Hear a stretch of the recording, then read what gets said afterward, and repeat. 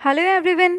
आज हम fourth class के इंग्लिश सब्जेक्ट के टॉपिक इन, ऑन, अंडर के बारे में पढ़ेंगे। तो बच्चों ये सब क्या है, हमारे प्रेपोजिशन है इन, ऑन एंड अंडर। आज हम इनके यूजेस के बारे में पढ़ेंगे। तो चलिए हम अपने फर्स्ट क्वेश्चन की तरफ चलते हैं। Choose the correct preposition for each picture. First one is done for you. यानी कि बच्चों हमें यहाँ पे कुछ पिक्चर दिखाई गई हैं, तो हमें उन पिक्चर को देखना है और उन पिक्चर के हिसाब से बताना है कि कहाँ पे कौन सी प्रेपोजिशन लगेगी। एक हमें करके दिखाया है। आज हम कौन सी प्रेपोजिशन पढ़ेंगे, हमारे तीन, इन, ऑन और अंडर। तो बच्चों इन, ऑन और अंडर से रिलेटेड आज हम कुछ क्वेश्चंस करेंगे। तो चलिए शुरू करते हैं। जैसे कि हमें फर्स्ट पिक्चर दिखाई है जिसमें एक चींटी है लाल रंग की, जो एक पत्थर पे बैठी है। यानी कि जो चींटी है वो क्या है, एक पत्थर के ऊपर बैठी है। तो जब कोई चीज़ किसी चीज़ के ऊपर होती है वहाँ पे हम किसका यूज़ करते हैं, ओन का यूज़ करते हैं। यानी कि the ant is sit on the stone. तो यानी कि ये जो चींटी है वो किस पे बैठी है, स्टोन के ऊपर बैठी है। और कोई चीज़ जब किसी चीज़ के ऊपर होती है या ऊपर बैठी होती है, ऊपर रखी होती है किसी चीज़ के, तो ऊपर के लिए हम क्या यूज़ करते हैं, ओन का यूज़ करते हैं। तो यहाँ पे क्या प्रेपोजिशन आएगी, ओन। ठीक है, हम चलते हैं अब अपने नेक्स्ट प्रेपोजिशन की तरफ। नेक्स्ट जो हमारी इमेज है वो क्या है, एक बॉक्स है जिसमें ये चींटी घुसी हुई है। यानी कि जो चींटी क्या है, बॉक्स के अंदर है। और जब बच्चों कोई चीज़ किसी के अंदर होती है, यानी कि जो चींटी है बॉक्स के अंदर है, तो जब कोई चीज़ किसी के अंदर होती है, किसी चीज़ में घुसी होती है, तो वहाँ पे क्या यूज़ करते हैं, इन का यूज़ करते हैं। So the ant is in the box, in का यूज़ होगा क्योंकि ये क्या है, जो चींटी है वो क्या है, बॉक्स के अंदर है। तो इसलिए यहाँ पे क्या आएगा, इन का यूज़ होगा। यानी जब कोई चीज़ किसी चीज़ के अंदर होती है तो वहाँ पे इन का यूज़ होता है। ठीक है, तो यहाँ पे हम क्या लगाएंगे, इन लगाएंगे। हमने ओन क्यों नहीं लगाया बच्चों यहाँ पे, क्योंकि ओन का यूज़ हम कब करते हैं, जब कोई चीज़ किसी चीज़ के ऊपर होती है। और जब कोई चीज़ किसी चीज़ के अंदर होती है तो वहाँ पे इन का यूज़ होता है। और जब कोई चीज़ किसी चीज़ के नीचे, यानी कि नीचे होती है, तो अंडर यूज़ होता है। अब यहाँ पे इमेज में क्या दिखाया गया है, जो चींटी है वो बॉक्स के अंदर है। अंदर के लिए हम क्या यूज़ करेंगे, इन का यूज़ करेंगे। The ant is in the box, in the box. ठीक है, नेक्स्ट इमेज है, एक एप्पल आपको दिखाई दे रहा है बच्चों, जो कि क्या है, एक बुक के ऊपर रखी है। यानी कि ये क्या है, सेब जो है किताब के ऊपर रखा है। और जहाँ ऊपर आता है वहाँ हम किसका यूज़ करेंगे, ओन का, अंडर का या फिर इन का, बताइए। हम वहाँ पे यूज़ करेंगे ओन का। यानी कि जो एप्पल है वो बुक के ऊपर रखा है, ओन दी बुक। तो ओन का यूज़ यहाँ पे होगा क्योंकि सेब जो है किताब के ऊपर है। तो और जब कोई चीज़ किसी चीज़ के ऊपर होती है तो बच्चों हम किसका यूज़ करते हैं, बोलिए, ओन का यूज़ करते हैं। तो हमारी करेक्ट प्रोपोजिशन होगी ओन, इसलिए हमने ओन के आगे टिक मार्क कर दिया। हमारा नेक्स्ट इमेज है, एक ट्री बच्चों आपको दिखाई दे रहा है यहाँ पे। और जो चींटी है वो ट्री के नीचे है। यानी कि जो चींटी है वो पेड़ के नीचे है। और जब कोई चीज़ किसी चीज़ के नीचे होती है तो हम क्या यूज़ करते हैं, अंडर का यूज़ करते हैं। The ant is under the tree, under the tree, यानी कि ट्री के नीचे है। तो वो, इसका मतलब क्या है, यहाँ पे क्या आएगा, अंडर आएगा, क्योंकि जो चींटी है वो पेड़ के नीचे है। और नीचे जब कोई चीज़ होती है तो अंडर आता है। यानी कि अगर कोई चीज़ किसी चीज़ के ऊपर है तो हम ओन का यूज़ करेंगे। अगर कोई चीज़ किसी चीज़ के नीचे है तो अंडर का यूज़ होता है। और अगर कोई चीज़ किसी चीज़ के अंदर होती है तो हम इनका यूज़ करेंगे। ठीक है बच्चों, तो अब आपको ये समझ आ गया होगा कि हमने यहाँ पे अंडर क्यों लगाया है, क्योंकि ये पेड़ के नीचे है। और जो चीज़ नीचे होती है किसी चीज़ के, वहाँ पे हम अंडर यूज़ करते हैं। ठीक है, अगला हमारा वर्ड है, सॉरी अगली हमारी पिक्चर है, एक बॉक्स है बच्चों जिसके अंदर सेब रखा हुआ है। यानी कि जो सेब है वो कहाँ है, बॉक्स के अंदर है। और जब कोई चीज़ किसी चीज़ के अंदर होती है तो वहाँ पे हम कौन से प्रीपोजिशन यूज़ करेंगे, इन का यूज़ करते हैं। यहाँ पे क्या यूज़ होगा, in, because the apple is in the box, an apple is in the box, in the box, यानी कि किसी बॉक्स के अंदर है। और अंदर के लिए हमारा सही आंसर क्या होगा, इन होगा। ठीक है, अगला हमारा इमेज है, एक टेबल है, टेबल के नीचे क्या है, एप्पल है। यानी कि जो एप्पल है वो टेबल के नीचे है, और जब कोई चीज़ नीचे होती है किसी चीज़ के, जैसे ये एप्पल टेबल के नीचे है, मेज के नीचे है, तो हम क्या यूज़ करेंगे, इन, ऑन या अंडर। तो हमारा आंसर क्या होगा, अंडर होगा, क्योंकि ये नीचे है।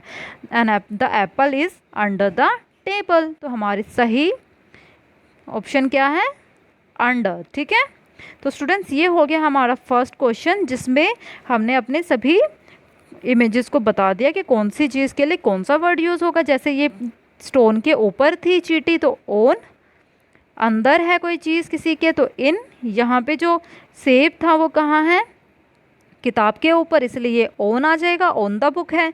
और यहाँ पे पेड़ के नीचे चींटी है, और नीचे के लिए हम अंडर का यूज़ करेंगे, और नीचे बॉक्स के अंदर है सेब तो इन, और यहाँ पे टेबल के नीचे है सेब तो अंडर का यूज़ कर लिया। तो ये हो गया हमारा बच्चों first question. Now let us move on to a second question, that is observe the picture and fill in the blanks with the word given in the bracket in your notebook.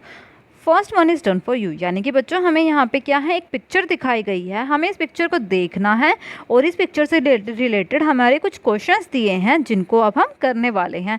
तो चलिए हम देखते हैं हमारा first question क्या है। The lamp is dash the table, in आएगा या ऑन आएगा, इसका पता हम लगाएंगे इस पिक्चर को देख के। यहाँ पे ये रहा लैम्प, और बच्चों लैम्प क्या है, टेबल यानी मेज के ऊपर है, और ऊपर जब कोई चीज़ होती है तो उसके लिए हम किसका यूज़ करेंगे, ऑन के। सो हमारा आंसर क्या होगा, the lamp is on the table, क्योंकि जो लैम्प है वो कहाँ था, ये लैम्प जो था ये कहाँ था बच्चों, टेबल के ऊपर था। और जब कोई चीज़ किसी चीज़ के ऊपर होगी तो हम क्या यूज़ करते हैं, ऑन का यूज़ करते हैं ना। नेक्स्ट है क्वेश्चन हमारा, the clock is dash the wall, on या अंडर। तो चलिए हम देखते हैं इसका आंसर। जो क्लॉक है बच्चों वो दीवार पर लगाई गई है।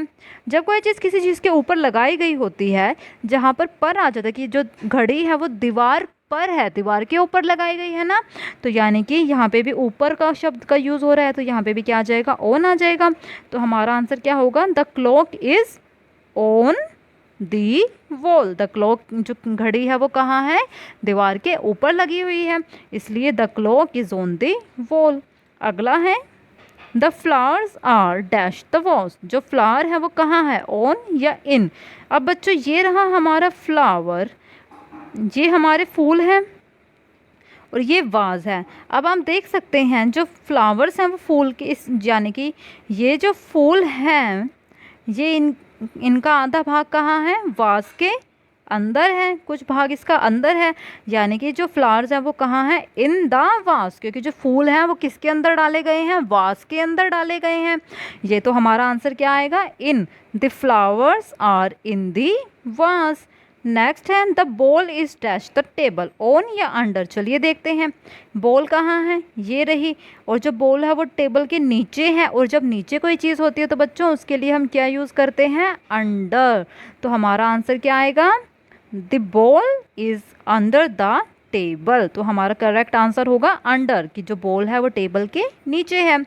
नेक्स्ट आता है, the pillows are dash the sofa, on या अंडर। तो चलिए हम देखते हैं, जो पिलोज हैं बच्चों वो कहाँ हैं, सोफ़े के ऊपर हैं, यानी कि सोफ़े के ऊपर रखे हैं ना, तो पिलोज, तो हमारा आंसर क्या आएगा, the pillows are on the sofa, क्योंकि जो पिलो हैं, जो तकिए हैं वो कहाँ हैं, सोफ़े के ऊपर हैं, और जब कोई चीज़ ऊपर होती है तो ऑन का यूज़ होता है। तो बच्चों ये हमने अपने सभी क्वेश्चंस कर लिए, जैसे the lamp is on the table, the clock is on the wall, the flowers are in the vase, the balls is under the table, the pillows are on the sofa। तो ये हो गया बच्चों हमारा question number 2। Now let's move on to a next work, that is our life skill. So चलिए हम आज इसके बारे में पढ़ते हैं, सेंसिटाइजेशन टूवर्ड्स लेबर। तो आज हम पढ़ेंगे मजदूरों के प्रति सेंसिटाइजेशन, यानी कि मज़दूरों के प्रति सद्भावना, उनके प्रति। तो बच्चों सेंसिटाइजेशन होता है दूसरों के प्रति सद्भावना, यानी अच्छी भावना रखना, उनकी इज्जत करना, उनको सम्मान देना, और उनके कार्य की, उनके जो वर्क है, जो वो काम करते हैं उसको अच्छी रिस्पेक्ट देना। तो आज हम क्या पढ़ने वाले हैं, सेंसिटाइजेशन टुवर्ड्स लेबर, यानी कि जो मजदूर होते हैं अलग अलग, उनके प्रति अच्छी भावना रखना। तो students let's read a story. तो चलिए हम एक स्टोरी पढ़ते हैं आज। Once upon a time there was a sweeper in a school, यानी कि एक बार की बात है, एक स्कूल में एक स्वीपर था। He did his job very well, वो क्या करता था, अपना काम बहुत ही अच्छी तरीके से करता था। The school was always neat and clean, जो स्कूल था वो हमेशा नीट एंड क्लीन रहता था, क्योंकि वो जो स्वीपर है वो हमेशा स्कूल की साफ सफाई अच्छी तरीके से करता था, अपनी जॉब को अच्छी तरीके से करता था।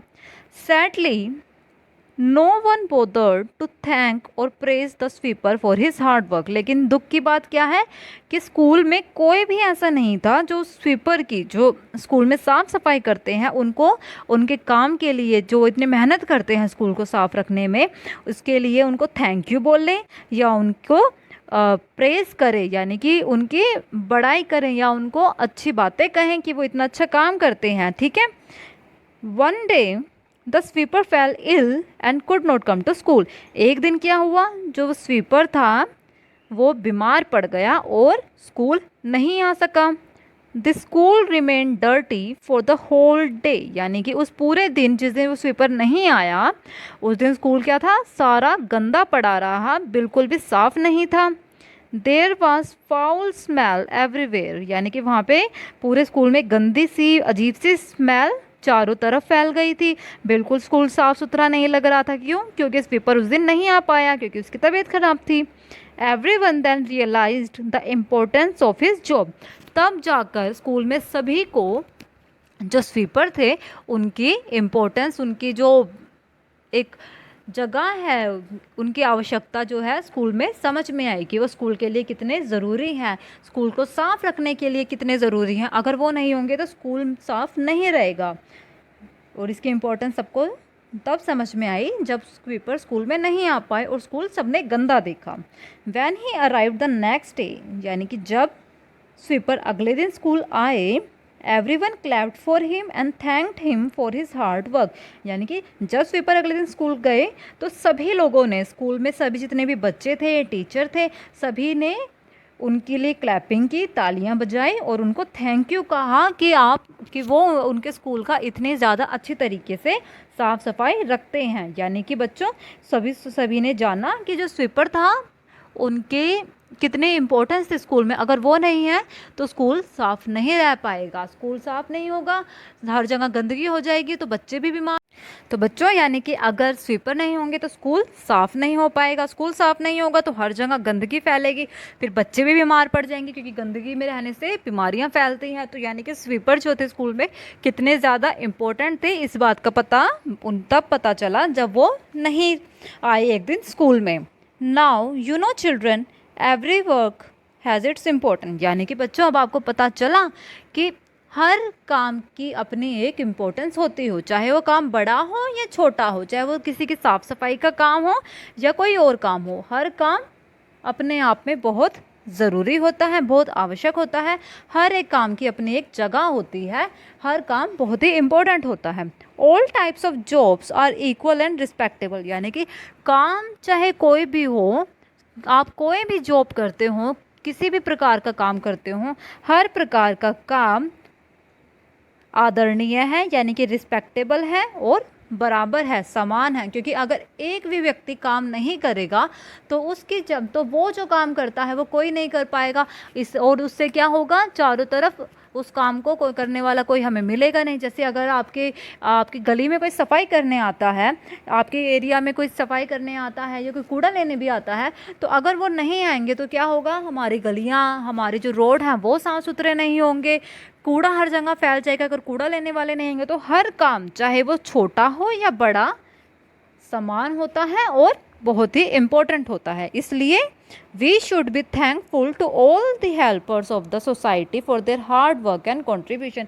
इसलिए हमें जितने भी हमारे समाज में, हमारी सोसाइटी में हेल्पर्स हैं जो काम करते हैं, चाहे वो कोई भी हो, चाहे वो सफाई करने वाले हों, चाहे वो कूड़ा लेने वाले हों, चाहे सब्जियां बेचने वाले हों, चाहे वो कुछ भी काम करते हैं, सबकी अपनी एक इम्पोर्टेंस है और हमें सबका शुक्रगुजार होना चाहिए। तो स्टूडेंट्स, हमें चाहे काम कैसा भी हो, छोटा हो बड़ा हो, सबका रिस्पेक्ट देनी चाहिए और सबको धन्यवाद करना चाहिए। तो बच्चों, आज की एक्टिविटी क्या है?